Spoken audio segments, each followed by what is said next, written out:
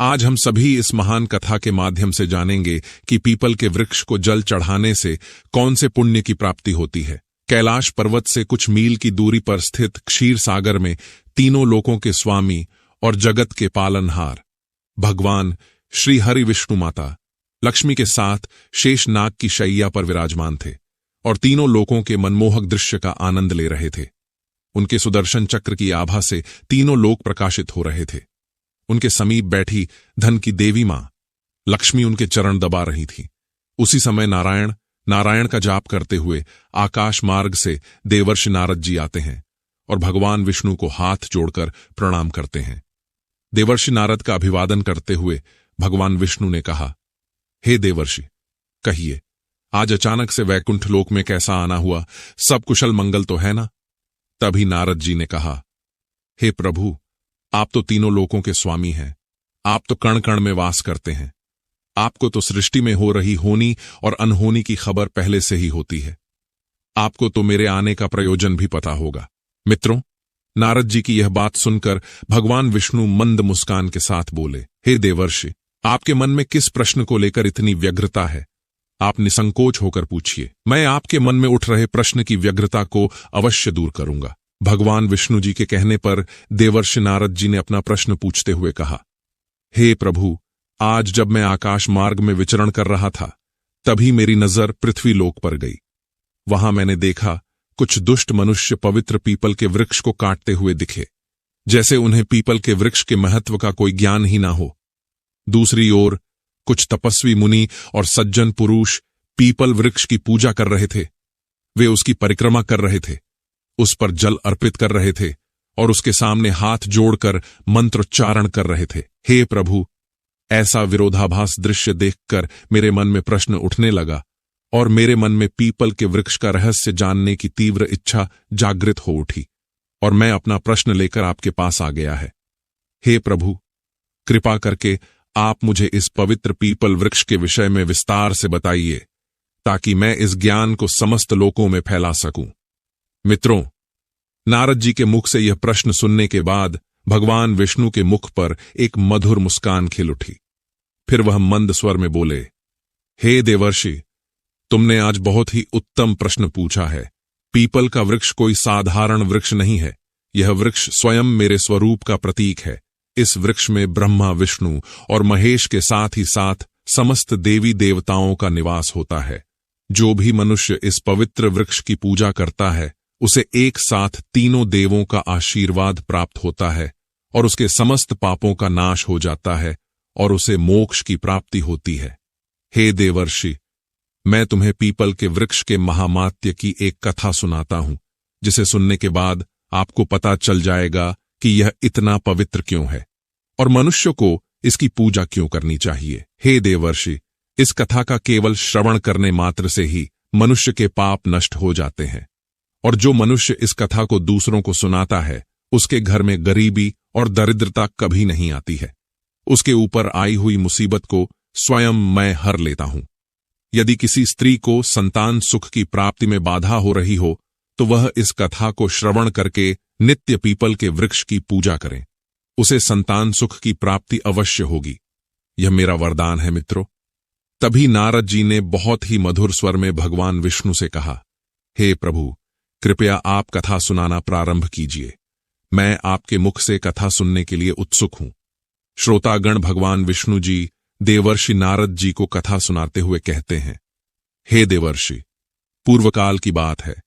संगमपुर नामक राज्य में एक अत्यंत ही निर्धन व्यक्ति रहता था, जिसका नाम गिरिधर था। गिरिधर बहुत ही ईमानदार, मेहनती और साफ हृदय वाला व्यक्ति था, लेकिन उसका जीवन बहुत सी कठिनाइयों और दुखों से भरा हुआ था। वह दूसरों के खेतों में मेहनत मजदूरी करके जैसे तैसे अपना और अपने परिवार का भरण पोषण करता था। उसके परिवार में कुल 7 सदस्य थे, जिन्हें पालने की सारी जिम्मेदारी उसके कंधों पर थी।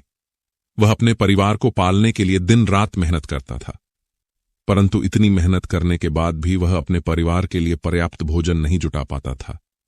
उसके घर में किसी भी प्रकार का धार्मिक कार्य नहीं होता था और ना ही देवताओं की पूजा अर्चना होती थी, क्योंकि गिरिधर को शास्त्रों और धार्मिक महत्व के विषय में कुछ भी ज्ञान नहीं था। एक दिन गिरिधर मजदूरी करके घर लौटा। तभी उसकी पत्नी उसके पास आई और दुखी मन से बोली, स्वामी, आज खाना बनाने के लिए घर में लकड़ी का एक भी टुकड़ा नहीं है। आप जंगल से कुछ लकड़ियां ले आई। मित्रों, पत्नी के कहने पर गिरिधर भूखा प्यासा हाथ में कुल्हाड़ी लेकर जंगल से लकड़ी लाने के लिए निकल पड़ा। वह जंगल में जाकर सूखी लकड़ियां ढूंढने लगा, लेकिन उसे लकड़ियां तो दूर, उसे एक सूखा पेड़ भी नहीं मिला। भूख प्यास के कारण उसकी थकान बढ़ती जा रही थी और सूर्य की लालिमा धीरे धीरे कम होती जा रही थी। गिरिधर को चिंता सताने लगी कि यदि वह आज लकड़ियां नहीं ले गया तो घर में चूल्हा नहीं जलेगा। भूख और प्यास से व्याकुल होकर वह जंगल में और आगे बढ़ने लगा। चलते चलते वह जंगल के बीचों बीच पहुंच गया, जहां वृक्ष की बड़ी बड़ी शाखाएं और घनी झाड़ियां सूर्य की रोशनी को पृथ्वी पर आने से रोक रही थीं। वह अंत में थक हार कर अपनी किस्मत को कोसते हुए घर की ओर वापस लौटने लगा। तभी अचानक से उसकी नजर एक विशाल वृक्ष पर पड़ी। वह वृक्ष अपने चारों ओर एक दिव्य आभा बिखेर रहा था। उसकी शाखाएं मानो आकाश को छू रही थीं और उसकी जड़ें धरती को गहराई से बांध कर रखे हुए थीं। उस वृक्ष के चारों तरफ एक शांत वातावरण था और ठंडी ठंडी हवा बह रही थी। मित्रों, आगे भगवान विष्णु जी कथा सुनाते हुए कहते हैं, हे देवर्षि, यह वृक्ष पीपल का था। जब गिरिधर ने उस विशालकाय वृक्ष को देखा और उस पर लगी हुई सूखी टहनियों को देखा तो मन ही मन वह बहुत प्रसन्न हुआ और सोचने लगा, यदि मैं इस वृक्ष की कुछ टहनियां काट लूं तो मेरा का काम बन जाएगा।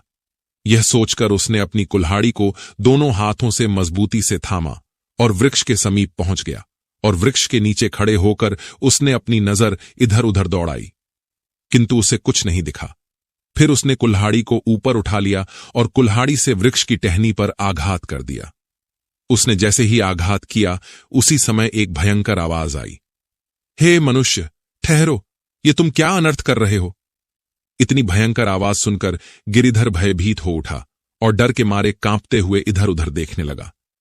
तभी उस वृक्ष के तने के पास दो विशालकाय राक्षस प्रकट हुए। उन राक्षसों की आंखें चमक रही थीं, मानो उनमें अग्नि की ज्वाला जल रही हो। उनके बाल वृक्ष की जटाओं के सामान बिखरे हुए थे। उन राक्षसों को देखकर गिरिधर ने भयभीत होकर अपने कदम पीछे हटा लिए। फिर धीरे धीरे उन राक्षसों का आकार परिवर्तित होने लगा और वह एक सुंदर मनुष्य के रूप में बदल गए। यह कोई साधारण मनुष्य नहीं थे, बल्कि भगवान विष्णु के द्वारपाल जय और विजय थे, जो सनकादि मुनि के श्राप के कारण राक्षस बन गए थे। फिर वे दोनों गंभीर स्वर में बोले, हे मनुष्य, तुम यह पवित्र पीपल का वृक्ष क्यों काटने जा रहे थे?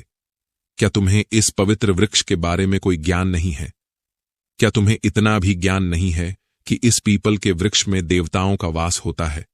इसे काटने से तुम्हें घोर पाप लगेगा। यह सुनकर गिरिधर के हृदय की धड़कन तेज हो गई और वह भयभीत होकर कांपते हुए स्वर में बोला, हे भले मनुष्य, आप कौन हैं और आप राक्षस से मनुष्य के रूप में कैसे बदल गए? और मुझे यह भी बताने की कृपा करे कि यह वृक्ष क्यों इतना विशेष है। गिरिधर की बात सुनकर दोनों राक्षस मुस्कुराते हुए बोले, हे मनुष्य, हम दोनों इस पीपल के वृक्ष के रक्षक हैं। मेरा नाम जय और विजय है। यह वृक्ष मेरे लिए बहुत प्रिय है, क्योंकि इस वृक्ष में हम दोनों कई जन्मों से वास कर रहे हैं।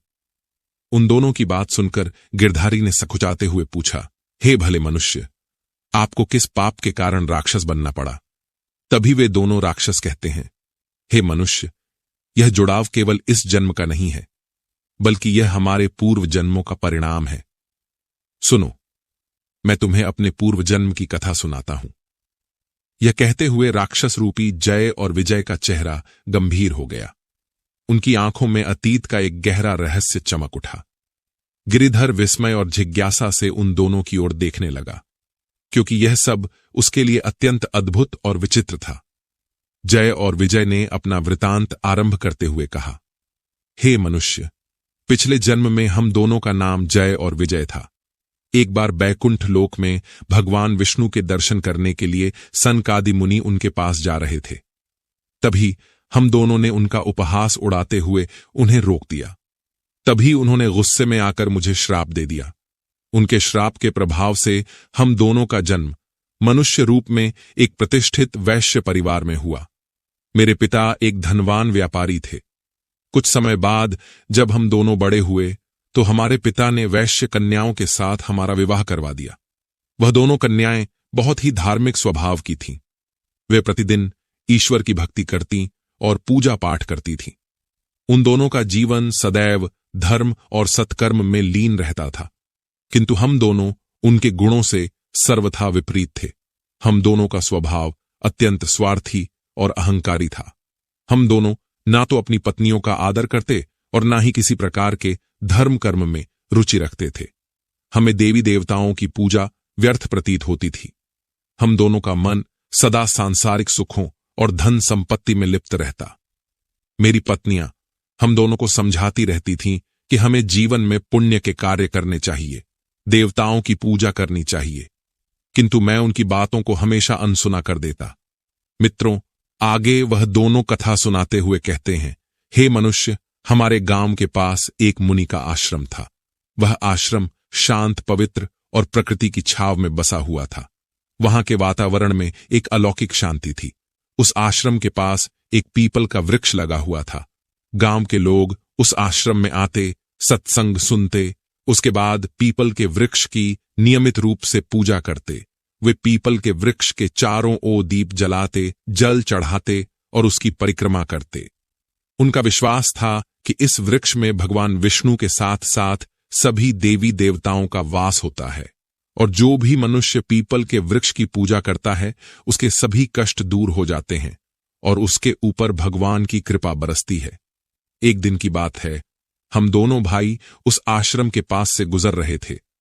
तभी हमने देखा कि एक ब्राह्मण अत्यंत श्रद्धा से उस पीपल वृक्ष की पूजा कर रहा था। वह वृक्ष पर जल चढ़ा रहा था और मंत्रोच्चार कर रहा था। यह दृश्य देखकर हम दोनों ठहाका मारकर हंसने लगे और कटु स्वर में उस ब्राह्मण से बोले, अरे ब्राह्मण, तुम इतना ज्ञानी होते हुए भी यह मूर्खतापूर्ण कार्य क्यों कर रहे हो? तुम मूर्खों की तरह इस वृक्ष की पूजा क्यों कर रहे हो? यह तो केवल एक पेड़ है। जैसे अन्य पेड़ हैं वैसे यह भी एक पेड़ है। अन्य पेड़ तो हमें फल भी देते हैं। यह पेड़ तो न हमें फल देता है न फूल। क्या यह पेड़ किसी काम का भी है? ये सब तुम व्यर्थ का ढोंग क्यों कर रहे हो? तुम्हारी पूजा का कोई लाभ नहीं है। मेरे शब्द सुनकर वह ब्राह्मण अत्यंत शांत भाव से मेरी ओर देखने लगे। फिर वह गंभीर स्वर में बोले, बेटा, तुम्हारी अज्ञानता ही तुम्हारे इस व्यवहार का कारण है। क्या तुम्हें झात नहीं कि यह पीपल का वृक्ष मात्र एक साधारण वृक्ष नहीं है?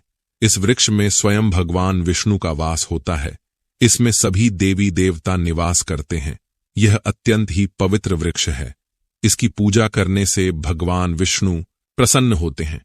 इस पर जल चढ़ाने से तीनों लोकों के स्वामी श्री हरि विष्णु का आशीर्वाद हमें प्राप्त होता है। मनुष्य के अनेक जन्मों के पाप इस वृक्ष की पूजा करने से समाप्त हो जाते हैं। यह वृक्ष मानव जीवन के लिए वरदान स्वरूप है। उस ब्राह्मण की बातों ने हम दोनों के अहंकार को और भड़का दिया।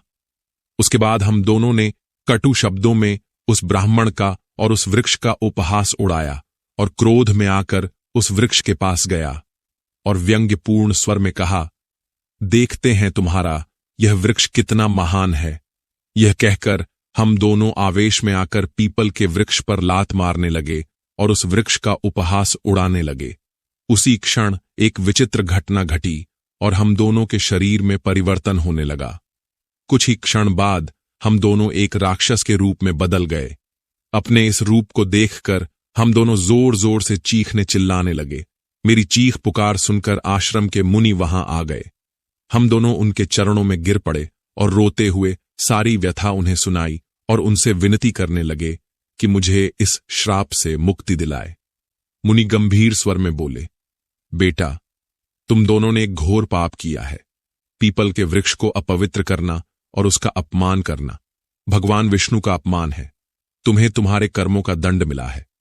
फिर हम दोनों ने कांपते हुए हाथ जोड़कर मुनि से प्रार्थना की, हे मुनिवर, कृपया मुझे क्षमा करें और इस श्राप से मुक्ति का कोई उपाय बताएं। हम इस पाप से कैसे मुक्ति पा सकते हैं? मुनि को हम दोनों पर दया आ गई। फिर उन्होंने इस घोर पाप से मुक्ति का उपाय बताते हुए कहा, बेटा, तुम दोनों को इस श्राप से मुक्ति पाने के लिए 100 वर्षों तक इस पीपल वृक्ष पर निवास करना होगा और इसकी रक्षा करनी होगी। जब 100 वर्ष पूर्ण हो जाएंगे तो इस स्थान पर एक आदमी आएगा। जब वह आदमी इस वृक्ष पर जल अर्पित करेगा तो तुम्हें इस श्राप से मुक्ति मिलेगी। इतना कहकर वह मुनि वहां से चले गए। उसके बाद से हम दोनों भाई राक्षस रूप में इस वृक्ष पर वास कर रहे हैं। ये वृक्ष दिनों दिन बढ़ता गया और हम दोनों भाई दिन रात इसकी रक्षा करते रहे ताकि कोई इसे हानि न पहुंचा सके। आज हम दोनों के श्राप के 100 वर्ष पूरे हो चुके हैं।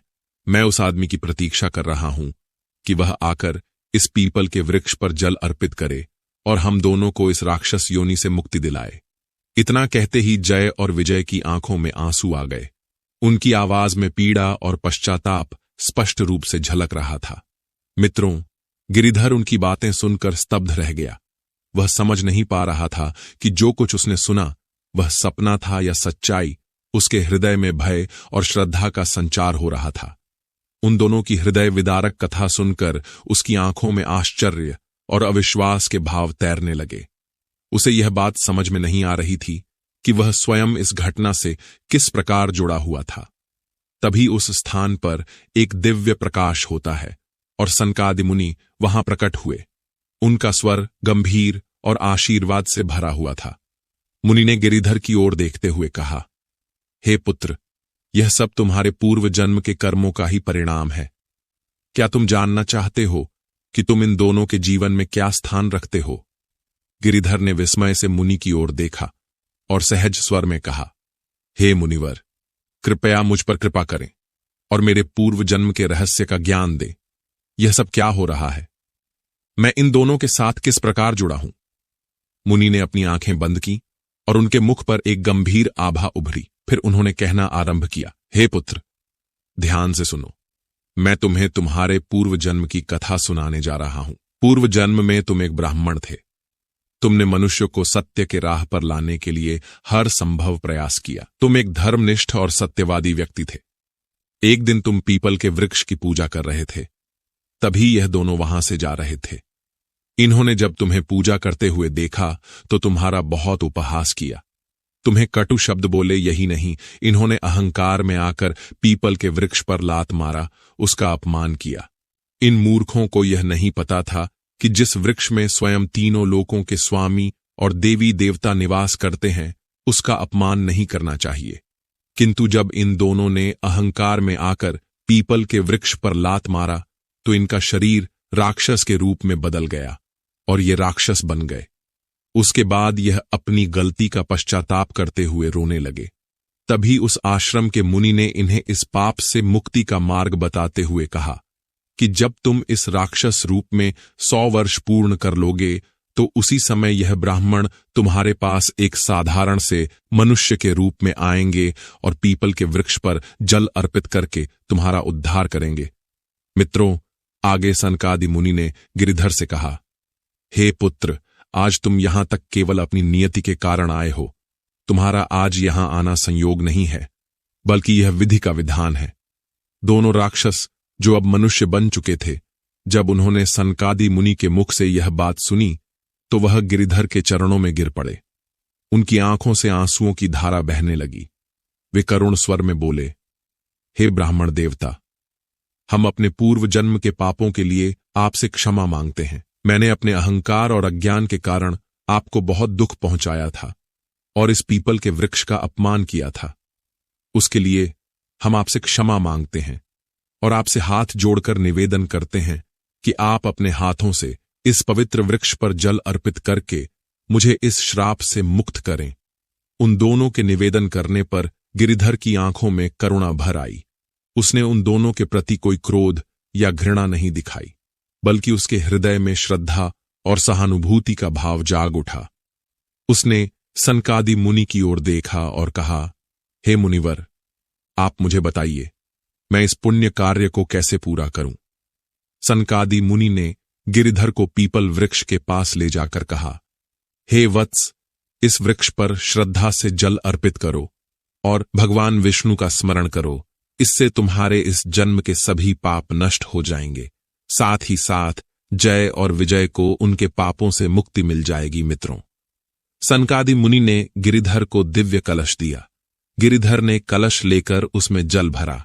उसके बाद पीपल के वृक्ष के सामने खड़ा हो गया और अपने मन में भगवान विष्णु का ध्यान करते हुए जल अर्पित करने लगा।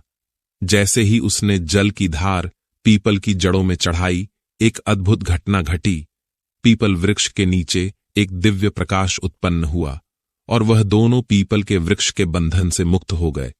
फिर उन्होंने हाथ जोड़कर सनकादि मुनि और गिरिधर को प्रणाम किया और उनका धन्यवाद किया। फिर जय और विजय ने गिरिधर से कहा, हे ब्राह्मण देवता, आपके पुण्य कर्मों और भगवान विष्णु की कृपा से मुझे आज सनकादि मुनि के अभिशाप से मुक्ति मिली है। हम आपके प्रति कृतज्ञ हैं। इतना कहकर जय और विजय बैकुंठ लोक की ओर प्रस्थान करते हैं। मित्रों, इस घटना के बाद गिरिधर के जीवन में बड़ा परिवर्तन आया। उसने पीपल वृक्ष की महिमा को समझा। उसके बाद वह प्रतिदिन उसका पूजन करने लगा। उसने अपने परिवार को भी धर्म के मार्ग पर चलने की प्रेरणा दी।